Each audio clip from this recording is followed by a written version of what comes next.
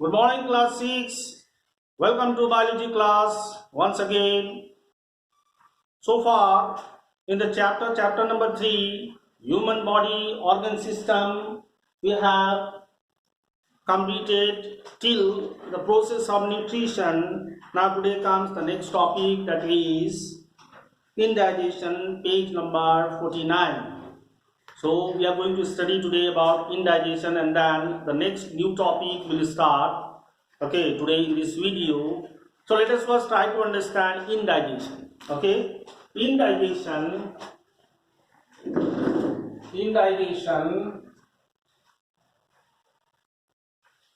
indigestion indigestion we mainly suffer from indigestion when our alimentary canal or the food is not digested properly.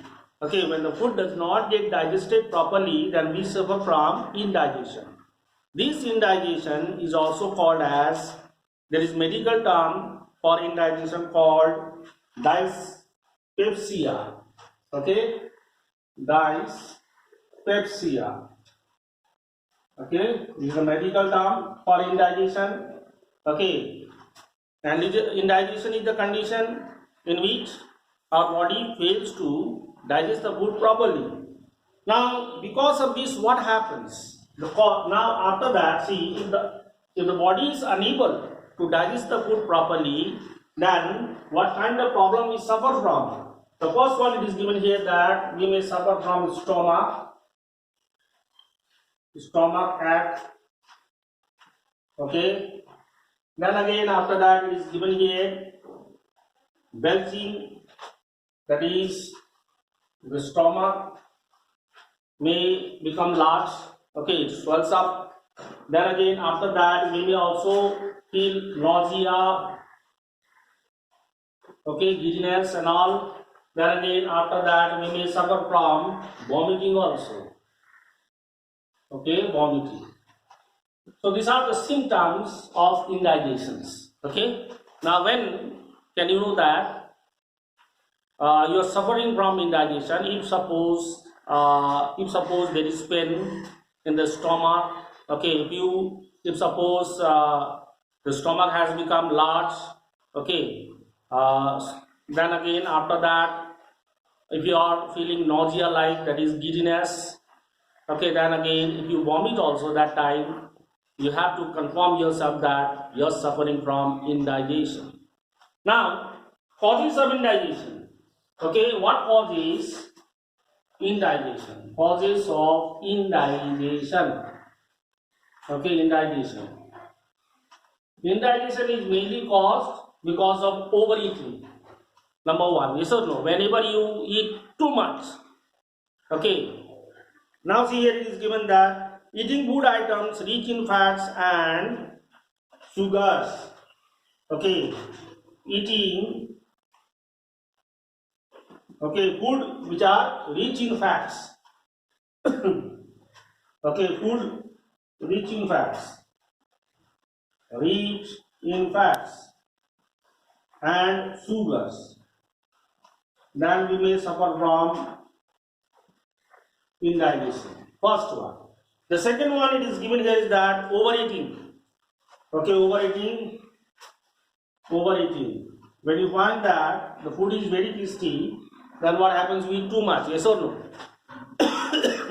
Then again, after that, it may be also caused due to drinking of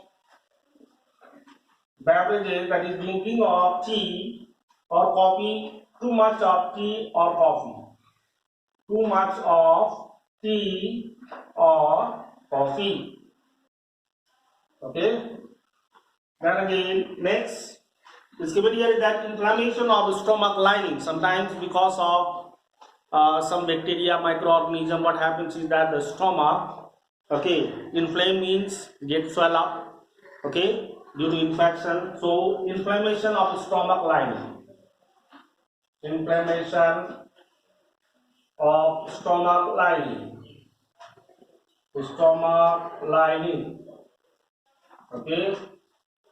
Then again, Now lastly is given here presence of intestinal parasites. So some microorganisms okay may be present okay in the intestine, so that will also lead to this indigestion. Okay, so presence of intestinal parasites. Presence of intestinal parasites. Okay, so these are all the causes of indigestion. Now after that, healthy food habits. Okay, now in order to keep our digestion in proper condition, now what are the habits we should always follow? So this is what being suggested by a few suggestions are there which are suggested by the book. Okay, let us discuss that also. Okay, the first one is given here is that eat a balanced diet. Eat a balanced diet. Balanced diet means the food containing the right proportion of nutrients, all the nutrients. Okay, so variety of food you should be trying. Okay, so that we get enough nutrients that are required by our body. Then again, next one comes what the book is suggesting is that we need to eat the freshly prepared food, not the stale one. Okay, eat freshly prepared food. Freshly prepared food. Okay, prepared food. Then again next, so we should always eat freshly prepared food. Then again, avoid packaged food. Packaged food like kurkure, potato chips available in the packets. Okay, we should not be eating those. Okay, otherwise it may disturb our digestion. Now, avoid packaged food. Packaged food. Okay, and then again next point which is given here is that avoid eating fried food items. Fried food items is very difficult to digest, so that is why we should be avoiding. Okay, in excess we should not be eating, little bit is okay. So avoid fried food items. Food items. Then again next is do not eat food items sold in unhygienic conditions. Okay, so we should not be eating food items available in like in this one what you call in the marketplace and all, because they are not hygienic. Okay, then again after that it's given that we should always drink enough water. Okay, because water helps in cleaning our stomach, so that is why we should, and again it also helps in absorbing the food, digesting the food. Okay, so water plays vital role in the process of digestion, so that is why we should be taking or drinking plenty of water. Then again one more thing is that before eating the food we must wash our hands, because the hands may be contaminated with the germs. That germs may enter into the body and cause the disease. Then again next comes seasonal and fresh fruits. Okay, seasonal and fresh fruits. Unseasonal fruits we should be avoiding. Okay, so whenever mango is available, mango season, then mango eat. Then again whenever apple season is there, okay, then we are supposed to eat the apple. Unseasonal food we should be always avoiding, because we will not be able to digest that. So these are there. Now after this now comes the next topic, that is human respiratory system. Human respiratory system. So today we are going to start a new topic, human respiratory system. Human respiratory system. This human respiratory system is mainly formed by a pair of lungs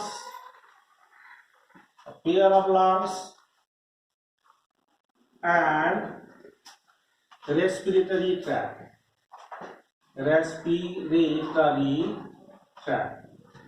Okay, these two things forms our respiratory system.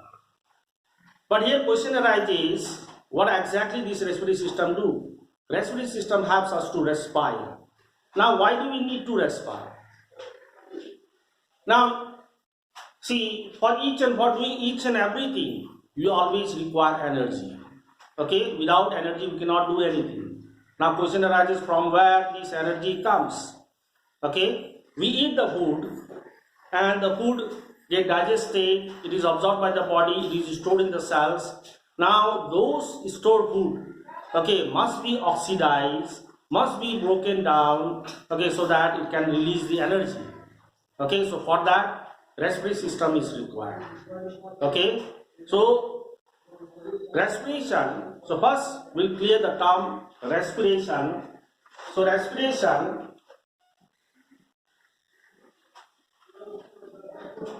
what is respiration if you are asked, and what to say? So respiration is the process during which exchange of gases takes place. That is, oxygen is breathed in and carbon dioxide is breathed out. And then after that, what is done is that this oxygen reaches each and every cells of body, and then the food molecules which are stored in each and every cells of the body get oxidized, get broken down, and thereby energy and carbon dioxide is released. And this carbon dioxide again we have to take out of our body, so it is breathed out. Okay, so this whole process together is what we call the respiration. So while defining the respiration, we can say that respiration is the process during which exchange of gases takes place and food molecules are broken down to release the energy. Okay, so these two things it includes. Okay, so in a brief way we can write here is the process during which exchange of gas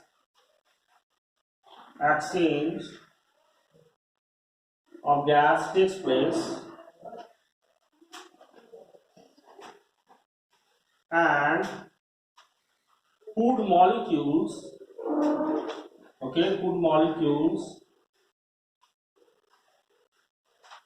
are broken down to release the energy,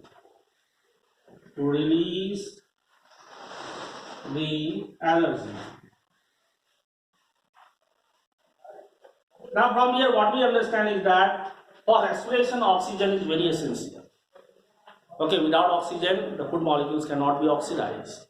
Okay, so for that we have the respiratory tract, okay, through which the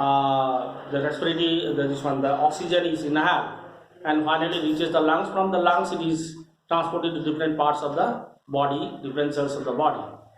Okay, now after that we need to draw the diagram of human respiratory system. I think video is going to be too long, so that part we'll do in the next video. Thank you, student.